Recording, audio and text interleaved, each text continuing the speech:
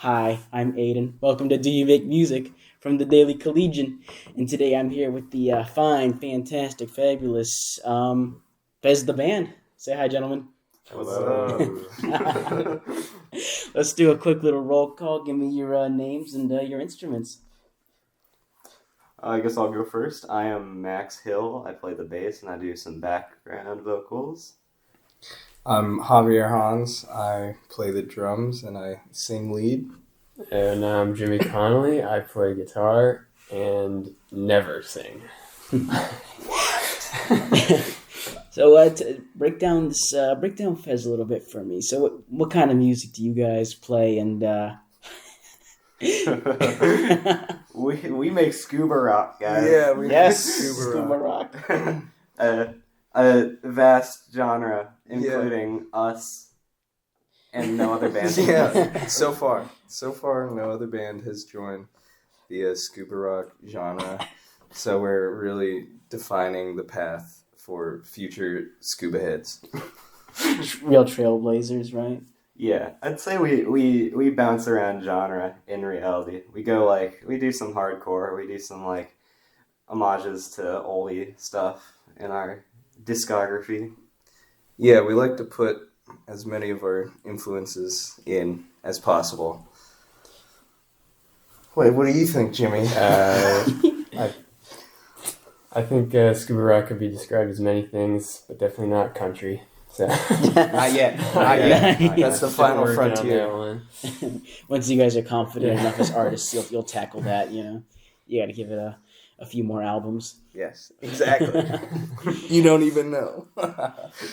No, The Fez notes we're going down the list of what we can achieve. Shit, reggae. Yeah, right. Our musical theater album is not going to go over well. No. It's going to go rough. So how'd you guys arrive at Fez? Where did that come from? It's hard. It's a long path of trial and error.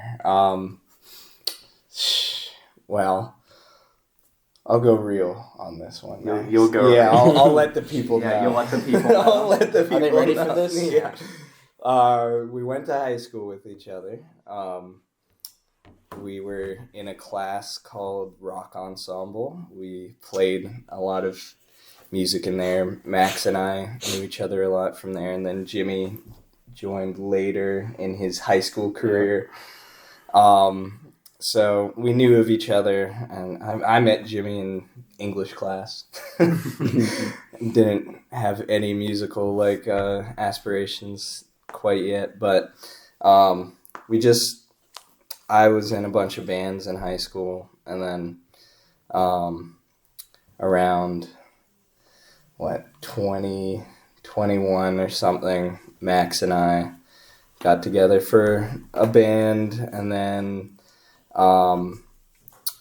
we played with another more established band. We will not say who they are. A band that we won't name. No.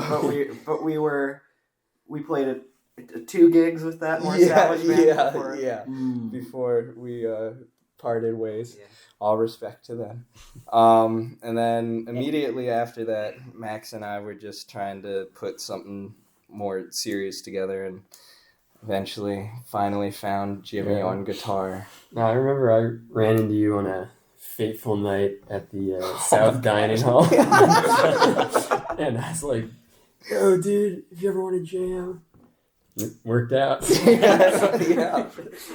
I'm actually curious really quickly. So y'all were in Rock Ensemble. Do you know any people from the other local bands who were in it at the same time as you guys? 'Cause a few different people I've talked to. They said they were in it, and they were that's how they got their other band started out. It's really I don't know how to say it, but it was it's a pipeline to Penn State house show bands. Yeah. And I'd say in general, I don't know how much Rock Ensemble put us together specifically, because a lot of what we did was outside of that class. I was just friends with the people that we formed a band with in high school, outside of school, before Rock Ensemble, but it it was a really good experience to meet so many musicians and now like have that connection going into college. I feel like way more networked than I really should be going to like a college. It's pretty crazy. Gotcha. So coming into the scene, it wasn't like you were just having to like start sourcing people out, hitting the streets. You had that idea going into it. Right. Talk to 100%. Gotcha. Sorry, we can say. I was going to say my rock ensemble experience got destroyed by COVID. So yeah. I was not as involved in it, but. How did that hit you guys? Did it affect how y'all graduated? COVID's probably why I'm even here right now, to be completely honest, because I didn't play guitar until like 10th grade when I met him in English and I sort of started. And then that gave me a lot of free time to just practice by myself. I mean, it was definitely not a good thing. There was that one positive maybe to come out of having a lot of time to practice. So.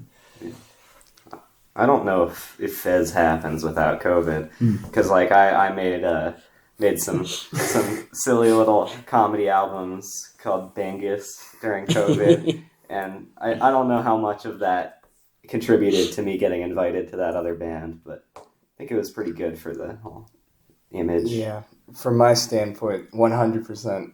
Contributed. Yeah. I was a big Bingus head. Yeah, back in the day. Yeah, basically, just like they said, it's a lot of free time to practice, and I learned guitar, and I was just bored and needed something to do, so wanted to start writing music instead of just playing drums. I wanted to contribute to the actual music. Well, I'm curious really quickly, Javier, if yes. how did you learn to play drums and sing at the same time? Because that just seems like such a task, because it's not just knowing which drums to hit, but like keeping in time on your own, and then to do that while you sing, like that seems like a lot. Honestly, I have no idea. I feel like it's just forcing myself to do it, because I would be practicing in my basement for like 4 hours when I was supposed to be on a Zoom or whatever, and I like songs, so I'd sing along to the songs while I was playing, and I guess that just built up the like muscle memory before I knew how to sing, because I'm sure I was out of key completely, but it definitely built up some kind of muscle memory where by the time I actually wanted to do it, I could do it without any like complication. I don't know. Now it's just natural. And I sing better playing drums than any other instrument.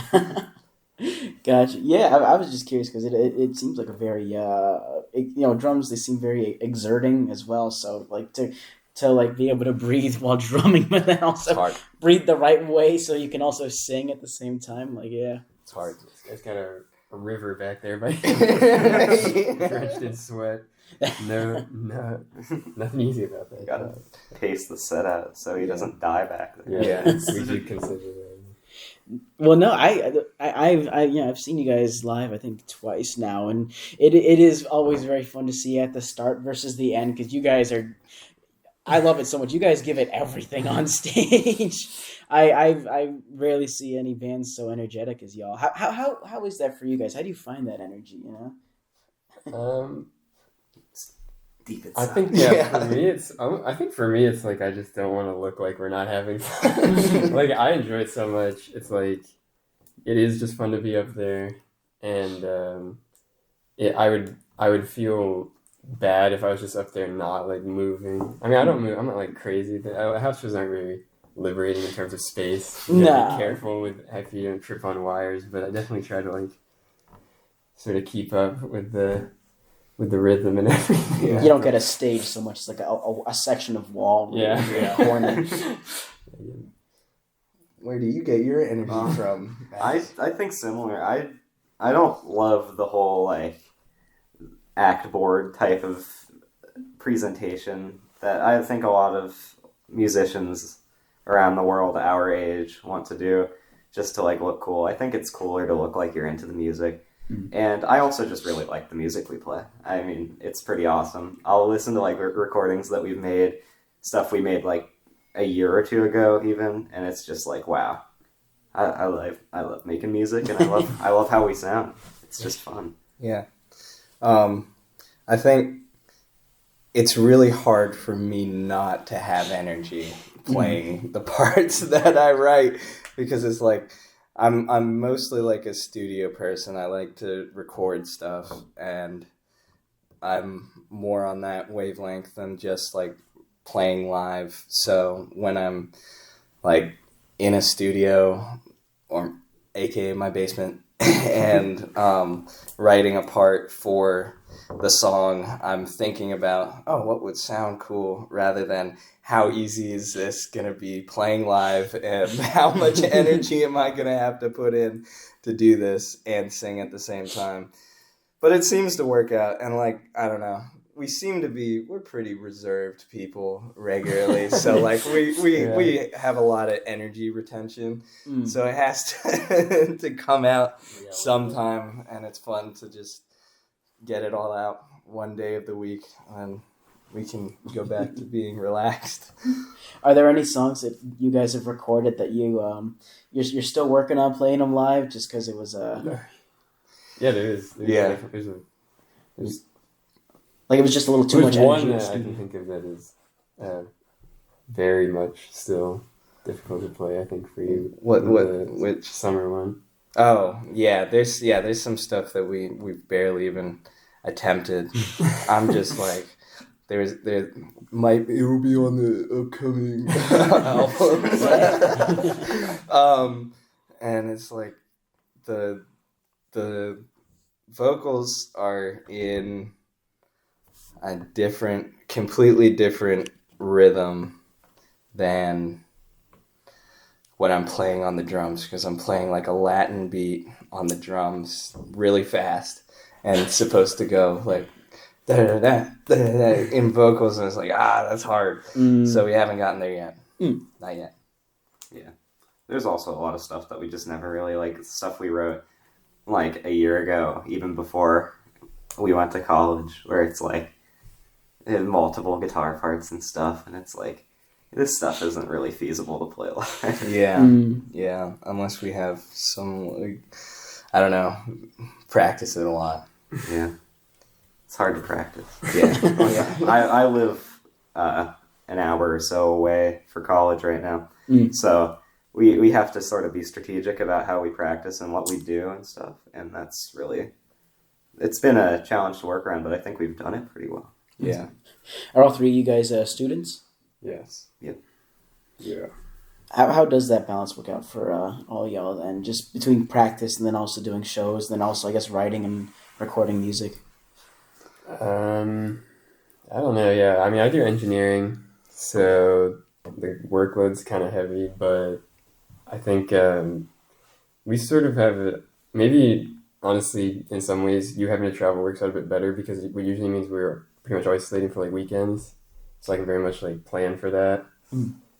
Some of the shows though, it does get kind of difficult, because if it's on like a Sunday, or I haven't done a Thursday show, but I know they have those. It can be difficult to sort of schedule in, but at the same time, it's like, it feels stupid to like give up opportunities like that to play shows and stuff like that. So I pretty much put in as much effort as possible to like mold my schedule to make sure I can have time to do what we need to do.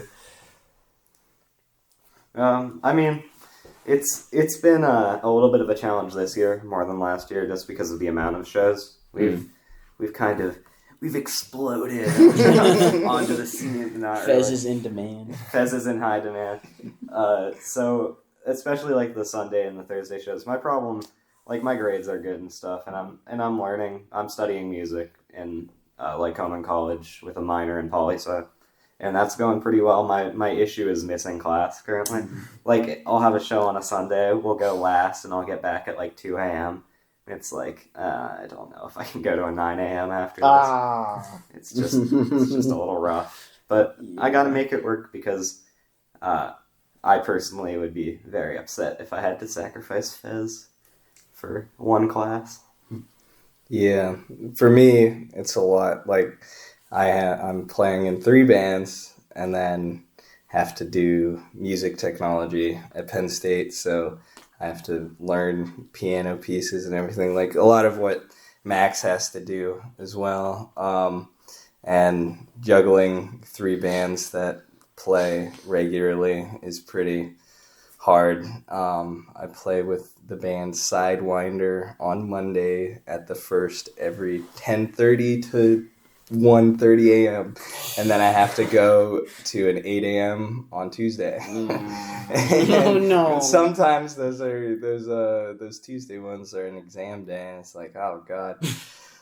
But it's like my regular money for the week, so I sacrifice my health to get both of them in. But yeah, it definitely gets a little dicey when we have a lot of shows going on, especially in like October was pretty rough for me. Mm. Is it worth it? I'd say for Fez. Anything. No. No, sorry. No. We hated it. I don't want to be here right now. It's awful. I never want to do it again. And this is the last show. We're breaking up. Yeah. It all goes down tonight. In real time, you are witnessing in real time the end of Festival right now. We should introduce every show. This is our final show. It's like a furniture store going on. It's our final show, and then the next show we always call it as our what do you call it, reunion?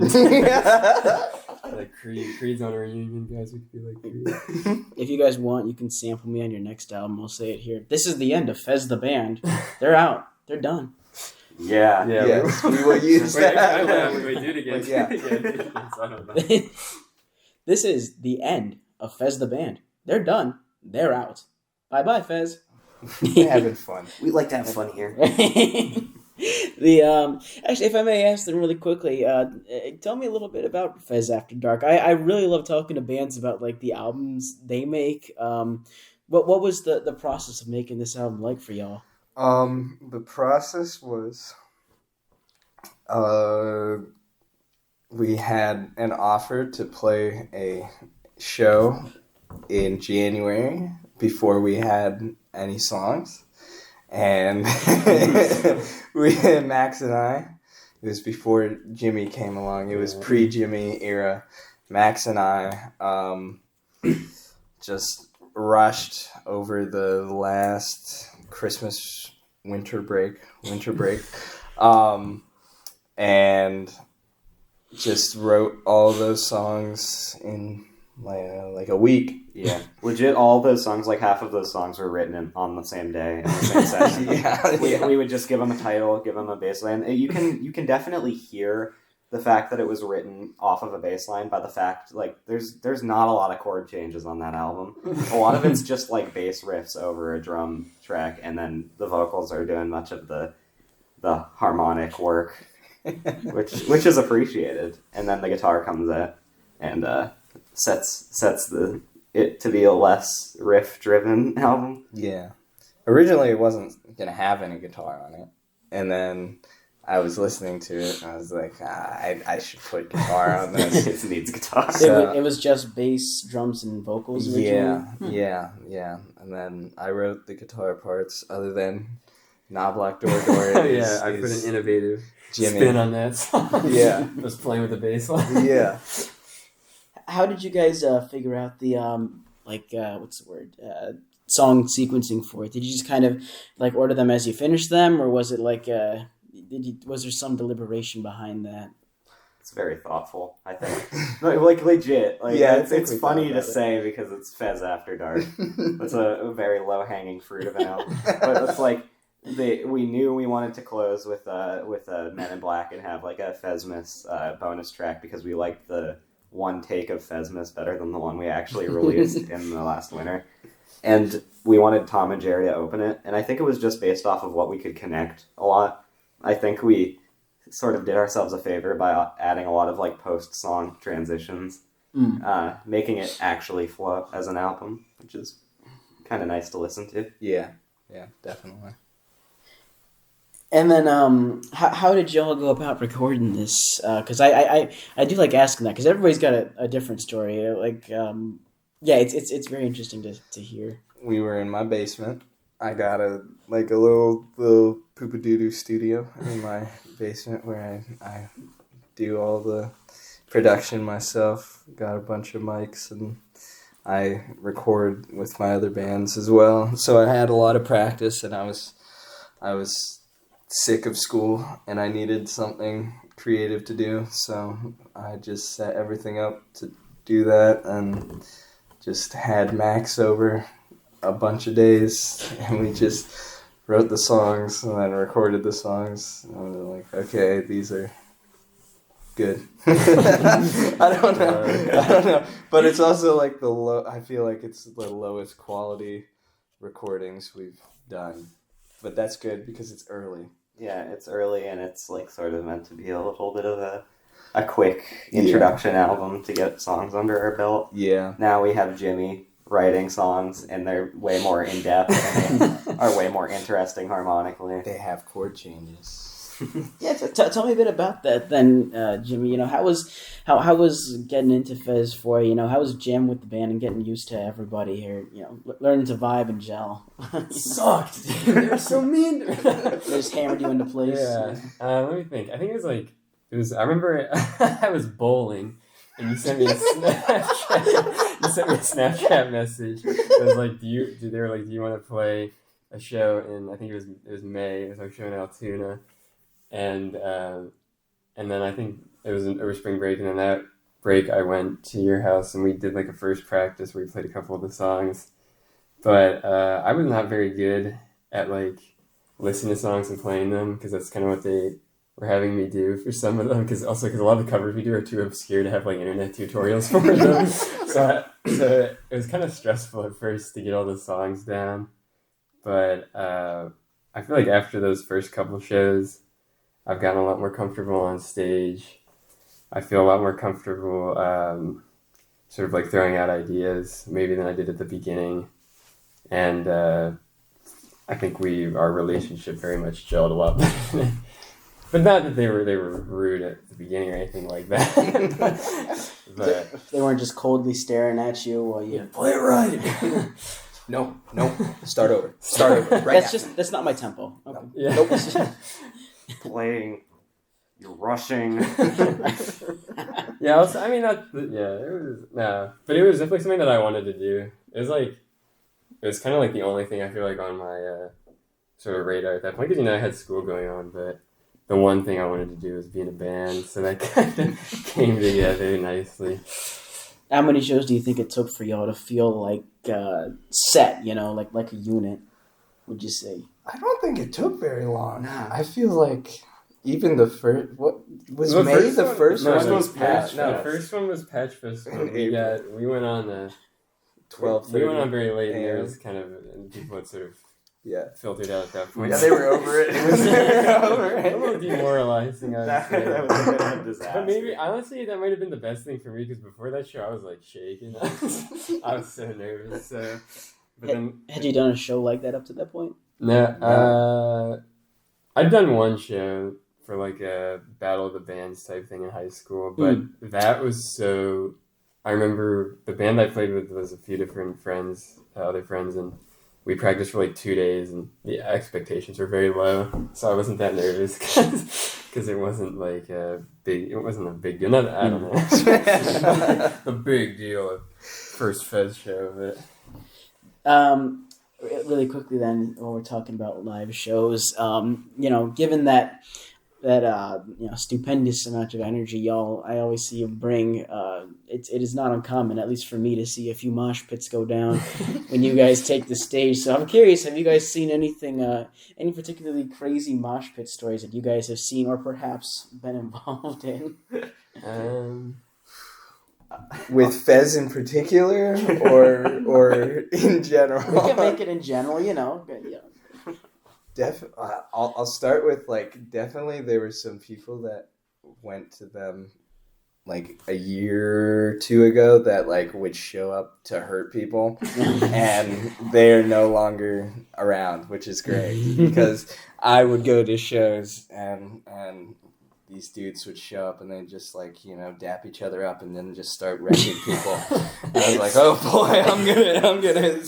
They had an alliance. Yeah, exactly. I'm gonna go to the back wall and then try not to get turned into Flat Stanley.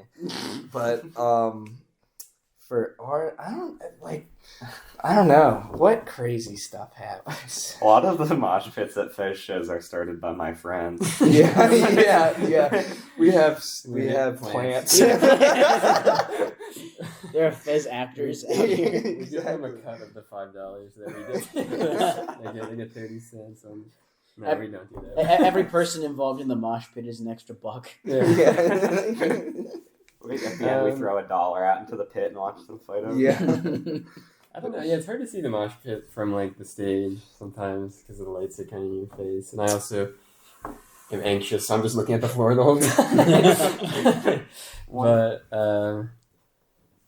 I don't know. Yeah, I've seen people go down at mosh pits, but never like. I don't know what happens during ours. Honestly. Yeah. I'm looking. I'm like, I have the mic to my left, so I'm just staring to the left side. I don't even see them, other than like when I'm not singing, and I can't. Yeah, I don't really pay attention to what's going on. But there was a balloon at the last one. Yeah, the balloon was funny. It's just a great silhouette of arms and limbs, like the Tasmanian devil. Yeah, exactly. I think my favorite part is when people like kind of like sing along to some of our songs. So, like, do people? Yeah, whenever it's basically just in the songs where you go like and then I didn't know that. The lyrics that you can actually hear. I think I've heard people sing along to Beaver Stevens. Yeah, that's yeah. Sometimes maybe Tom and Jerry, maybe. Okay. Yeah. Tom and Jerry. I would understand Tom and Jerry. Beaver Stevens is really goofy. I'm curious for y'all then really quickly before I move on to my next segment. But for your instruments, are there any people that you particularly pull from in your influences? Who wants to go first? You want me to start? Let's see. When I started playing guitar because of like all the indie people like Hippocampus or Boy Pablo or let's see, like King Cruel is another one. And then quickly switched to like the classic rock people once I started like Led Zeppelin and the Beatles and stuff like that. But I think now what I probably draw the most inspiration from is like the post-punk people. Like I don't know if you heard like Viagra Boys, Squid, Shame. Those are all people that I listen to a lot, and they just do a lot of like weird stuff, which is what motivates me. And then my top band on Spotify for the past like 5 years, they know what I'm gonna say, is King Gizzard and the Lizard Wizard, and they definitely I don't know if you know anything about them, but they're very like they release a lot of albums. They are very like dedicated to their grind, which I think is something that I try and put forth. A very motivated trying to be. King Gizzard's main shtick is it's one album every year and it's a new instrument on each album. Sometimes they do more than one album and Gotcha. per year, and the instruments they play around with, they do like microtonal stuff, and so like kind of like Turkish inspired, you could say. They do like synth stuff, rock. It's very, I feel like it's very freeing to hear a band that's kind of not afraid to try different things. But that's just me. How about you? You want me to go? Yeah. Oh, okay. I would like to say Les Claypool, but I am not Les Claypool, dude. I take a lot from the band Built to Spill, so I'd have to say that their whole shtick is that there's one consistent member of that band, and that's Doug Marsh. But Brett Nelson, who played bass on, I think, like, the albums from 1994 on to like 2008, which are pretty much all of the albums that I really love from Built to Spill. I like how he plays, and I try to draw as much like Built to Spilliness into my bass lines and how I sing and stuff as I can. Well, sounds good. For me, I guess for drumming and vocals, definitely Levon Helm from the band. Completely, like, we do not sound anything alike for our styles of music. But, and then for, like, the vocal style stuff, you'd think, like, the punk things. I guess the Ramones are definitely very inspirational. We take a lot from their our album, like, and like Spotify history is very King Gizzard inspired in our way of just trying to poop out as much stuff as possible. And then our playing style is very Ramones, because we like to play songs one after another and not really... Death Grips, they do the same thing. We're much like the Death Grips. Pure. Yeah, I mean, it's three guys, Yeah. A lot of scream rapping, of course. You are my MC. Very synth heavy. And then, yeah, for vocals, like, a lot of blues artists, actually. And then Spooky Guy, you got your screaming Jay Hawkins with I Put a Spell on You. Like, that's the proto scream that definitely turned into punk stuff eventually. But, yeah, all that stuff is great. Dude, I thought you got your scream from Yoko Ono. Well, she came after.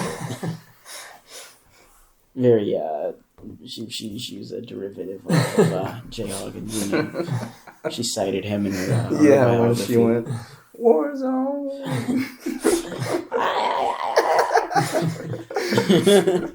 Okay, cool. So here we'll move on to my more recent segment, right? These are Gutter Balls, brought to you by Gus. Some journalists, hard-hitting journalists, will ask you hardball questions. Some may even ask you curveball questions. These are the Gutter Balls. So prepare for it as you will. These are questions sourced to you directly from the good people of Instagram. They want to know about Fez. They're after. These are the primo questions right here. So my favorite that I got this week was somebody just wrote fruit. Fruit question mark. I don't know if that means your favorite or least favorite, but they want to know. Fruit. Lemon. Orange. Lemon. Orange. You say orange? Orange. Well, you're looking at me for confirmation.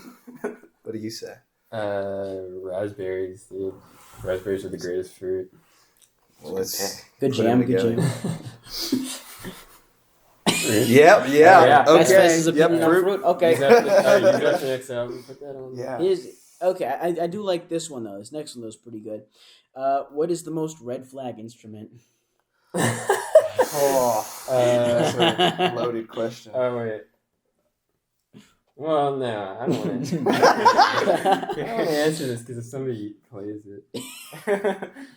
I have a bottom line. Do you have a bottom line? You have a bottom line? Yeah, ukulele. Ukulele. Oh, no. Unless it's done traditionally by someone that isn't just, I can't play guitar, so I gotta, My guitar is broken. Yeah, I have to buy a ukulele, dude. Our Hawaiian audience is cool then. Yeah, no doubt.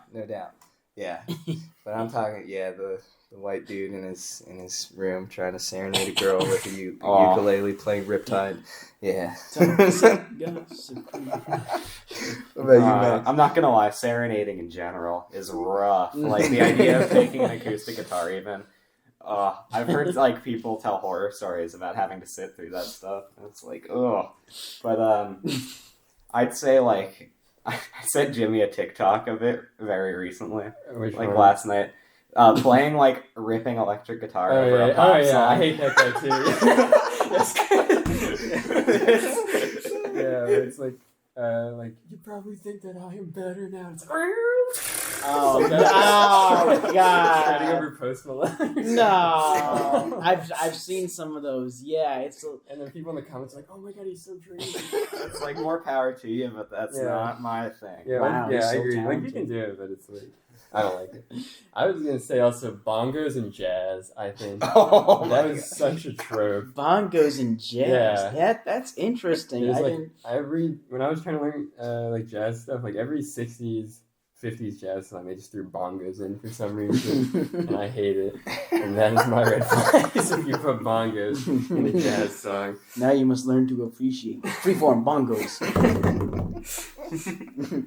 I like your point about the serenade with the guitar. That was a whole thing in Barbie, right? Yes. Y'all saw that? Yeah. Yes. No, Yes. Nobody likes the acoustic guitar. No. For the purposes of romance. Nah. No. Here we got okay, yeah, we're on 2 out of 4 here. Oh, here we go. Do you have any phobias? Commitment. Live audiences. Playing music. Yeah.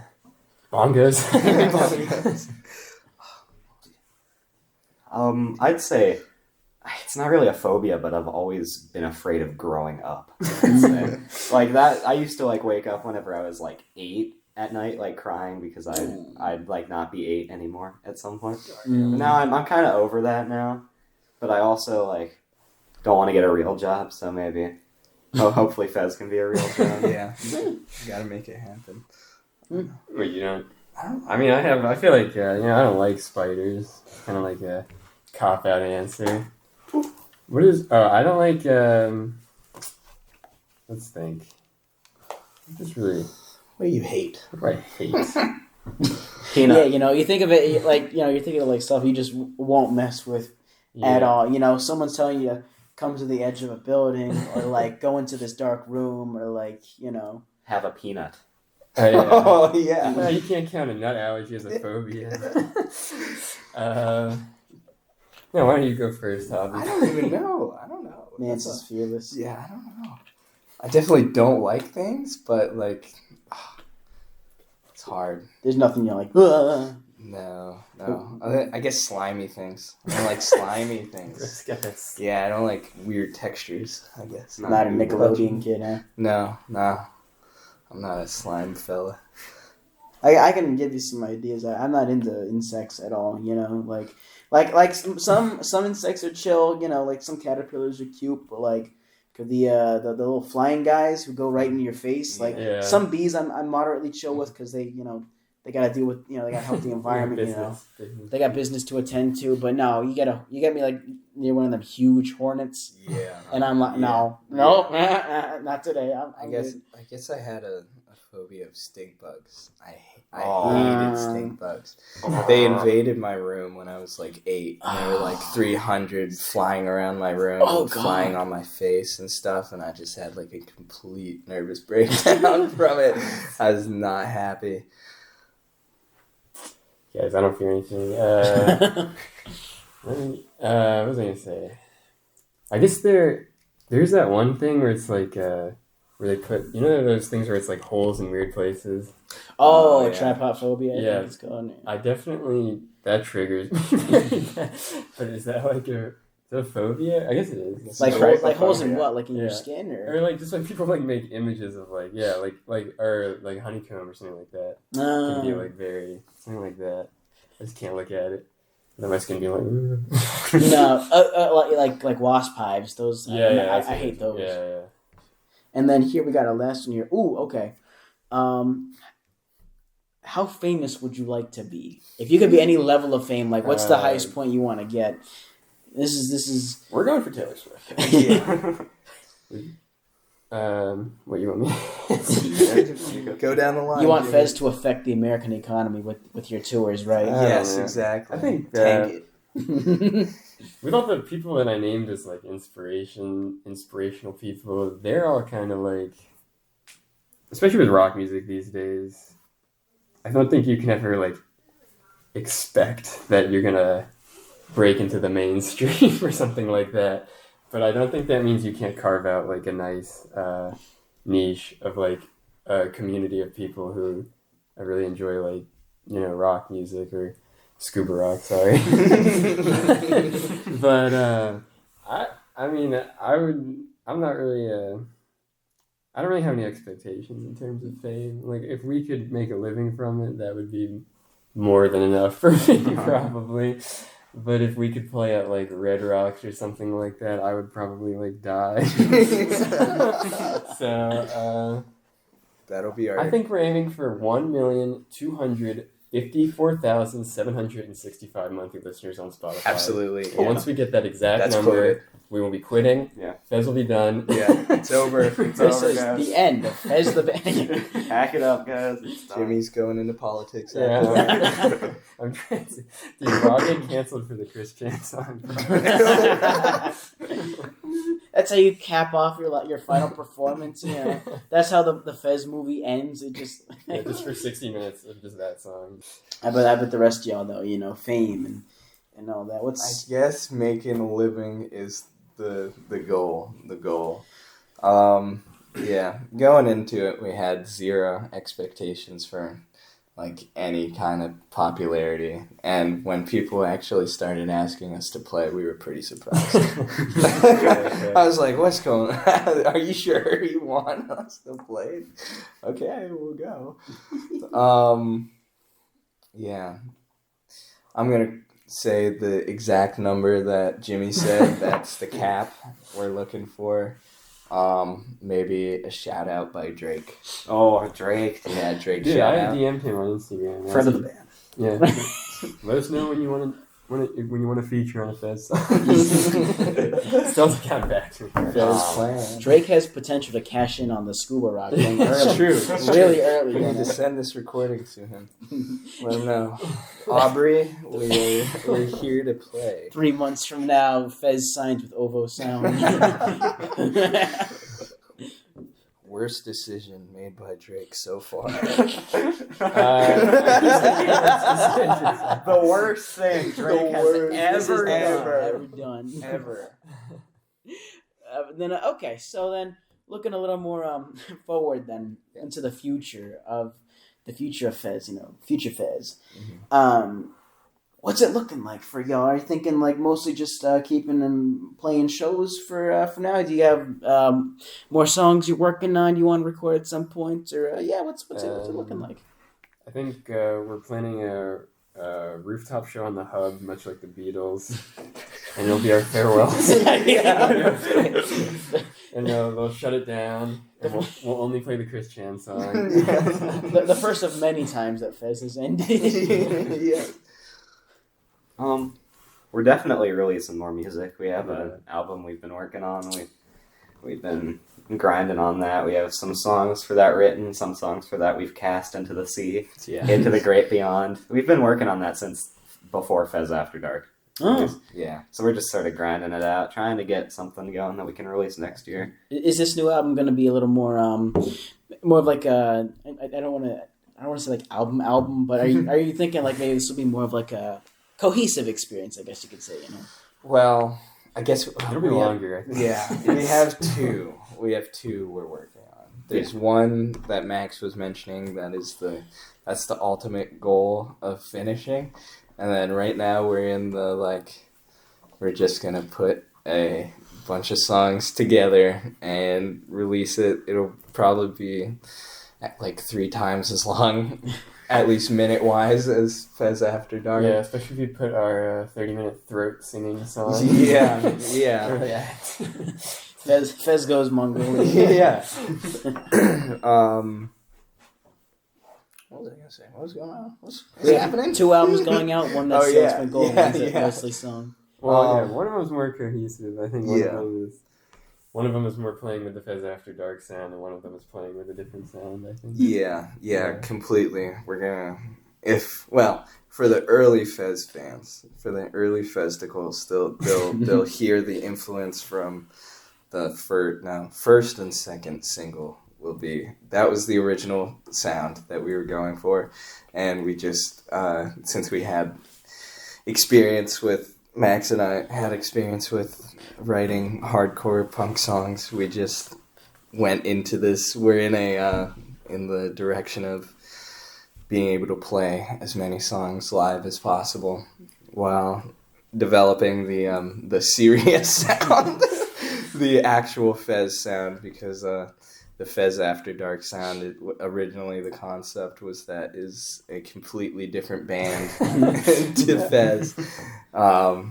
So right now we're in the limbo phase of going from Fez After Dark to Fez to end in Fez. You should call one of them Fez Underwater. Oh, Fez Underwater. That's good. Sell the scuba rock. That's dude, good. You know? That's good. That could be. Actually, I mean, well, we already kind of have a nautical themed song for the. Oh yes, well yeah. I mean, yeah. We won't spoil it. Yeah. Very scuba themed rock with desert themed hat. You know, very about playing with contrasts. Yeah. Very. What was No, we're not. I don't want to. We can't give the punks out. Yeah. No. That's us. No. No, I mean, I don't know if you've ever seen like a band called Turnstile. I've heard of them. Yeah. They have shows where it's like they're playing like right in front of the crowd. The crowd's just getting on stage and it's stage diving the whole time. I mean, that's very like punk. But like we just sound like that. That'd be great. It's like running on the stage. You want me to interrupt your next show? You have all permission to just come up and start just kicking us. We will sue, but you have permission to do it. Yeah, that's how we're gonna finance the next album. Yeah, we're gonna. I'm gonna walk up and go, I interviewed these guys. Exactly. I'm gonna rip off my mask. I was one of the guys from the mosh pit last year. Oh my god! You thought you got away? You're gonna grow like. But just remember, we're the ones holding wooden objects. Yeah.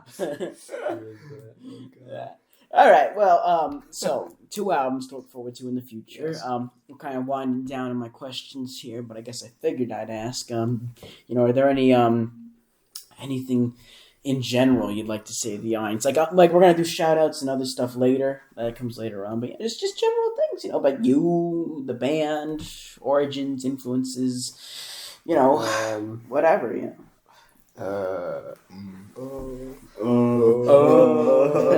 Maybe talk about myself. What's our main message with Fez? What is what? What's our thesis? Mission statement. It's similar to Rage Against the Machine. It's a little bit for the machine. Rage with the machine. Rage with the machine. Give in. Yeah, Fez supports monopoly economics. That's our big thing. Yes. Okay. One message, definitely important. Someone buy our stickers because we never, after every show we leave immediately. We never stick around because we have class the next morning. We never stick around long enough for people to come up and ask us for things.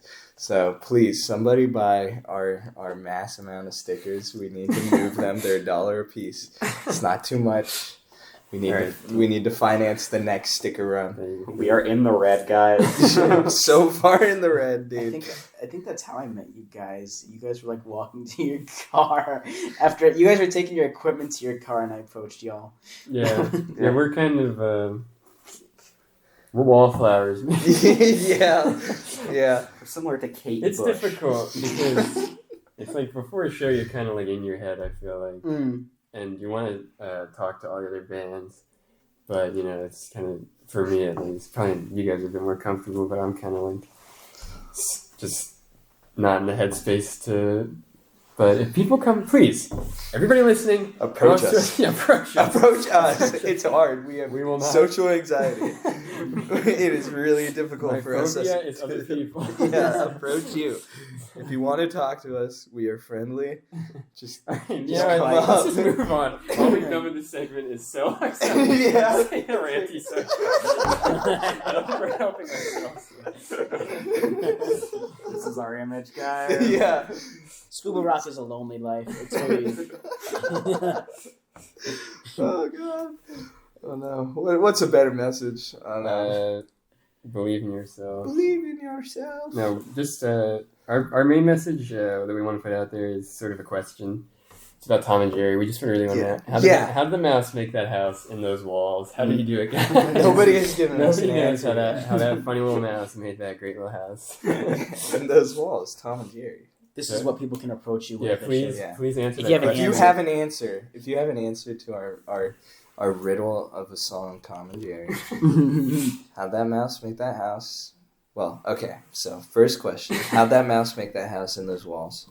Second is, Is it good? Yeah. I don't even know my lyrics. What is it? There's one that says, how can't cat catch that rat? He's so fast. If you have an answer for that. Are there any other questions here? Book us for house shows. Yeah, please. Yeah, we book are us for house available. shows, bar shows. We're available outside of State College too. My mom can drive us. She has a nice minivan. We're mobile. Mobile and willing. Fez statewide, guys. Have Fez will travel. Alrighty. And then really quickly, for people who are looking for your stuff in general, where can they find your music? Where can they find your merch? It is on every streaming service Except Bandcamp. except for Bandcamp, the one place where we could sell merch. And then you can find us on Instagram, at fez.worldwide. Yeah, at fez.worldwide on Instagram, and I think the same on TikTok. Find us on YouTube, Fez Worldwide. Again, I'd say also we're working on like t-shirts and stuff still, so we'll have those up. Put up a LinkedIn page at some point. Yeah. Please connect with us. Yeah, connect, please. MySpace. We're looking for a financier. we can't keep going into the red. Super PAC. You need investors. We need investors in the Fez Worldwide plan. If you heard this message today, and you liked what we were saying, we are taking investors into Fez Inc. Tonight on Shark Tank, Fez the band. We will make albums no one wants. Please give us $500,000. We're like Enron. 2%. And then, okay, so really quick, then before we wrap, any shout outs y'all want to give? Let's go through this. Mel Honey, every band, Sidewinder,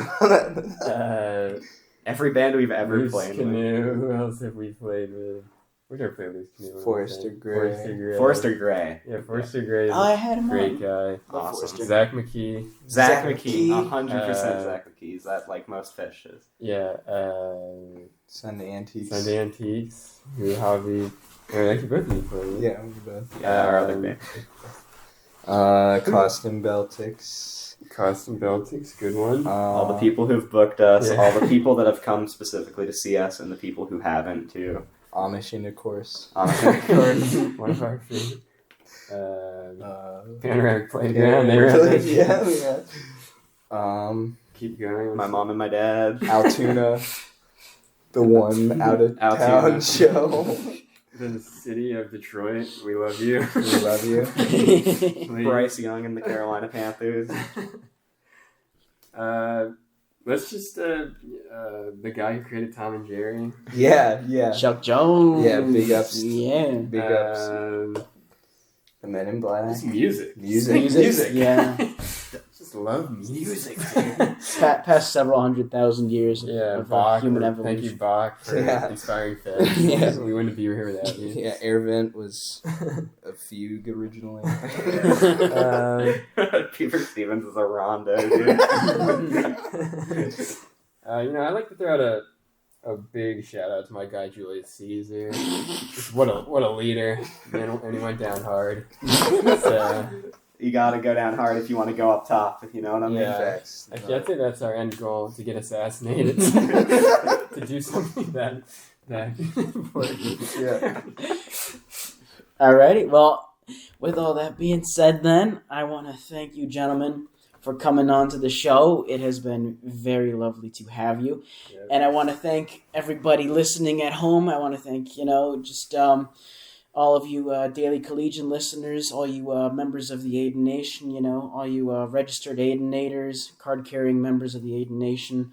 If you want more information about Do You Make Music, applications to get on the show, if you make music, you can find that at Ayden's Portfolio on Instagram. That's AYDENS Portfolio on Instagram. Once again, have a lovely morning, noon, night, whatever's going on where you are. Please check out Fez sometime. I swear you won't be disappointed. And y'all want to say goodbye with me as we go? Thanks for having us. Okay, bye. Okay, Bye, everyone. Bye. Bye. Bye.